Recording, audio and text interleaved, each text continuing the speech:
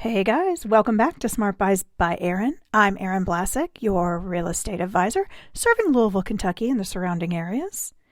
And today we're getting into something that I honestly don't hear enough people talk about, especially in a real estate market where everyone's just trying to get in, right? You hear this all the time. You see it on social. Just get in. All the big investors are telling you. Just get in, guys. Don't worry about it. You just need to get in because home prices are rising. They're rising, right? And it's not that they aren't. However, before we hit the panic button, let's take a step back, breathe. Let's talk about a couple smart decisions we need to make before. Let's get a smart plan. Let's check out the scenario. Okay, let's say you get pre-approved. You go into the bank, you get a pre-approval, $450,000.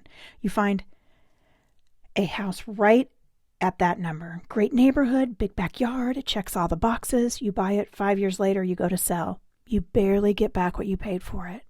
How is that possible? Why did that happen? Let's get into it. Guys, sometimes here's real talk. The house you can afford and the house you should buy are not always the same house. Today, we're going to talk about exactly how you tell the difference. There's 3 things going on here. There's an affordability illusion, appreciation versus depreciation, and a market ceiling. Yes, guys, not all homes appreciate. Some depreciate, and some have appreciated as much as they're going to. And it's called a market ceiling. Let's go. Okay, so when most people say a house is affordable, they mean one thing, right? I can make the monthly payment. And hey, that matters. Like, we got to look at that, right? That's our day-to-day lives. That's real. But that's just the beginning. That's not the finish line. Here's what the bank's pre-approval letter does not tell you. That letter does not tell you whether that house is going to appreciate, help you build wealth, or is it just going to keep you housed? And we want to do both, guys. We want to do both. Build wealth and get housed. So there are actually 2 questions every buyer needs to ask. Question number 1, can I afford the payment? That's cash flow. That's important. We start there. Question 2, and I don't hear enough people ask this question. Is this house going to grow in value? That's the investment thinking. And that's where most buyers stop short. The other problem with buying at the top of your budget, you have zero margin, right? Say you buy at the top of your budget, you buy that $450,000 home. The roof goes in 3 years. The HVAC goes. Affording the payment is not the same thing as affording the situation, okay? The mortgage fitting your budget is just the starting point. The real question is, where does this house go from here? So let's talk about it. Here's something people don't know, but don't really believe until it happens to them. Not all homes go up in value. We've all heard real estate is a great investment, and it is. Make no mistake.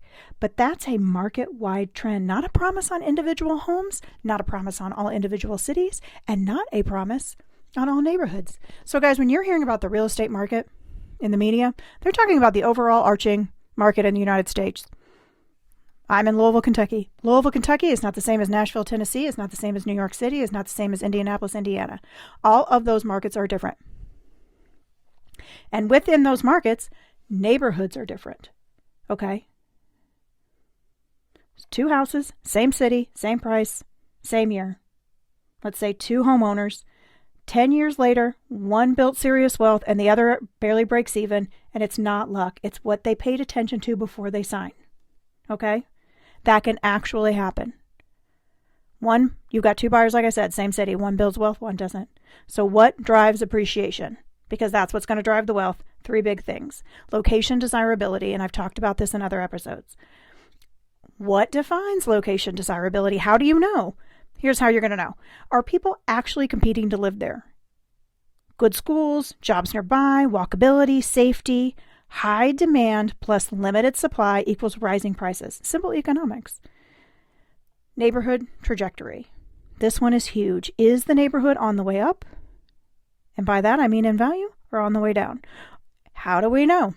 Are new businesses coming in and opening? People are renovating. Infrastructure's coming in. Green flags. Here's some red flags. Vacant homes, businesses leaving, no investment. It's a warning sign. And this is just facts, guys.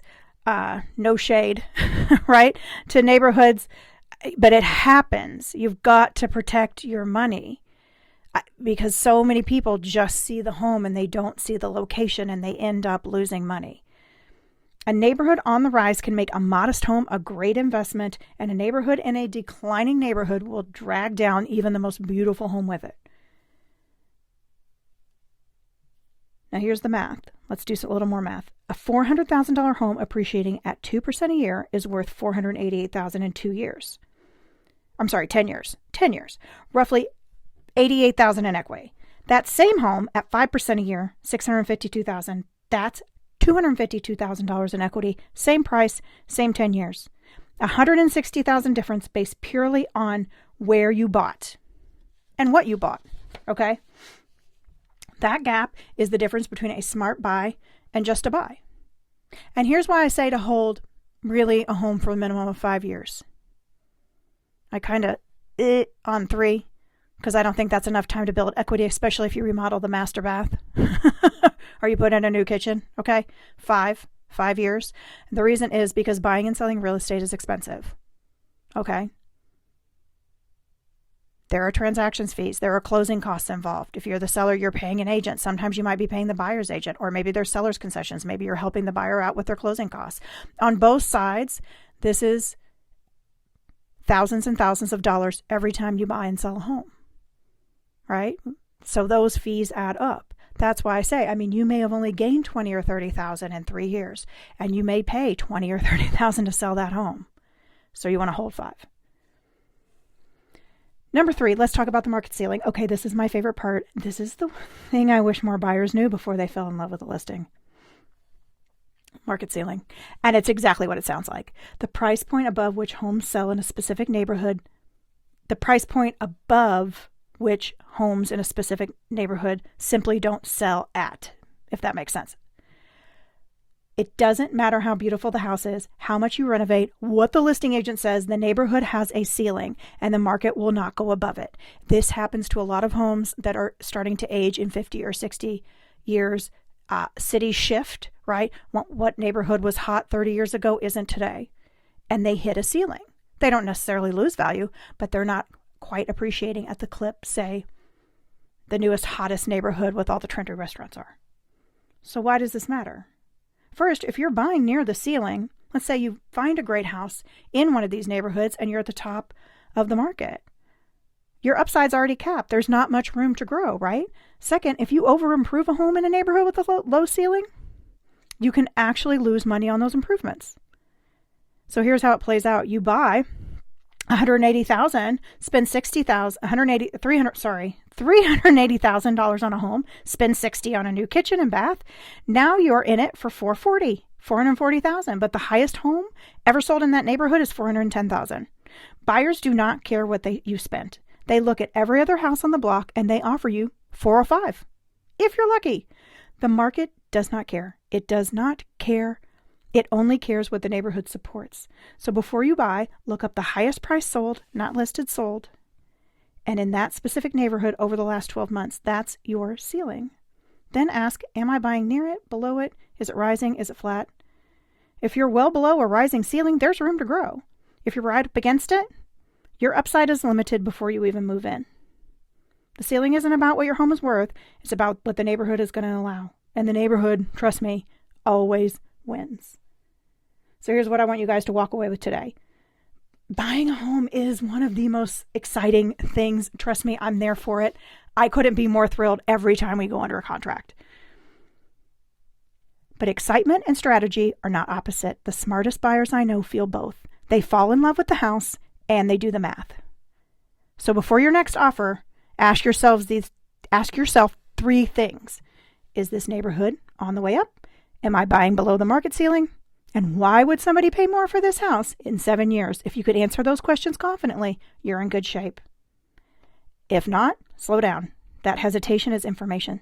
Affordability is just the beginning. Smart is the goal. Thank you guys so much for listening to this episode of Smart Buys by Erin. Hit like and subscribe below. You can find me on Instagram at homesbyerin_. And if you're selling or buying in the Louisville, Kentucky market, shoot me a DM. More than happy to help. See you guys on the next one.